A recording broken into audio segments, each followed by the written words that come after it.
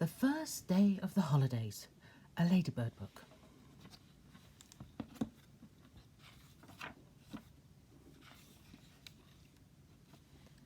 Summer holidays had started. Pen and Gwen were sleeping late.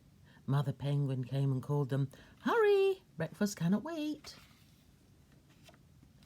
Little penguins, dressing quickly, scattered garments left and right, dropping odds and ends around them, till the bedroom was a sight. Down the stairs they tiptoed softly. Father frowned with watch in hand. "You're late again for breakfast. Hurry," was his stern command.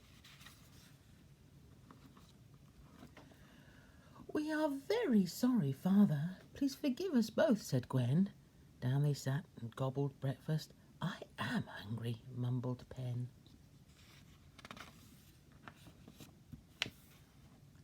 Soon there was an empty table.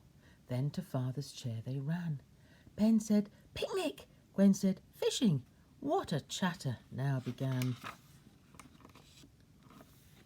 But the chatter soon was ended.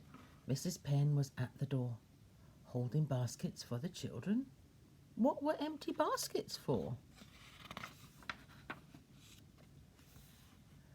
"First, my dears, you fill these baskets full of peas for us to eat."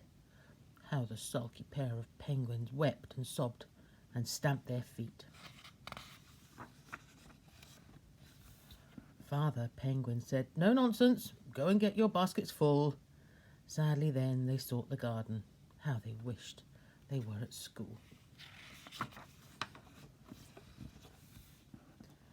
Doleful penguins in the garden thought of what they might have done. Filling baskets full of pea pods wasn't their idea of fun. Suddenly they heard a scratching. Pen turned round and gave a shout.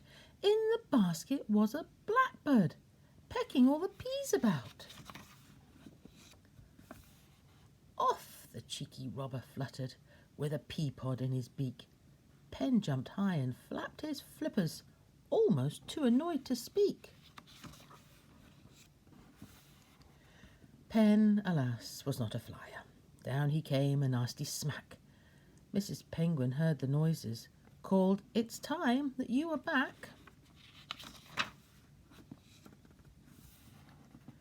Pen was angrier than ever. "Ow, I've hurt my foot," he cried. Gwen said, "Let me make a bandage," and soon the foot was neatly tied.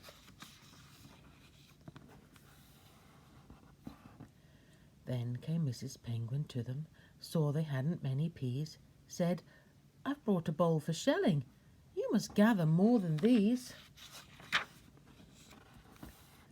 Down sat Gwen without a murmur, with the bowl upon her knee. "What? And shell them?" Pen exploded. "This is far too much for me." Off he darted through the pea sticks, saying, "I am going out." Gwen was nervous, tried to stop him. Suddenly he gave a shout. Crawling through the thorns and branches, Pen had come into the lane, saw a shining motorcycle. "Come on, Gwen," he called again. Then he looked all around the cycle, clean and gleaming in the sun, played about with knobs and levers, thought, a joyride would be fun.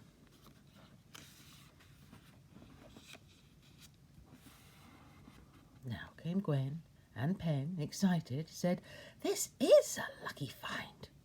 Then he clambered on the saddle. Gwen, uncertain, climbed behind.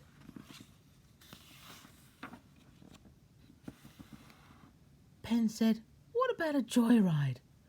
"I can't drive," said Gwen. "Can you?" "Why, of course," Pen answered boldly, pulled some knob, and off they flew. Flashing by the trees and hedges. "Stop!" wailed Gwen. "I wish I could," Pen replied, for in the roadway, flapping hard, the owner stood. But the swerving, speeding cycle, with its naughty penguin load, quickly stopped his angry flapping, knocked him backwards on the road.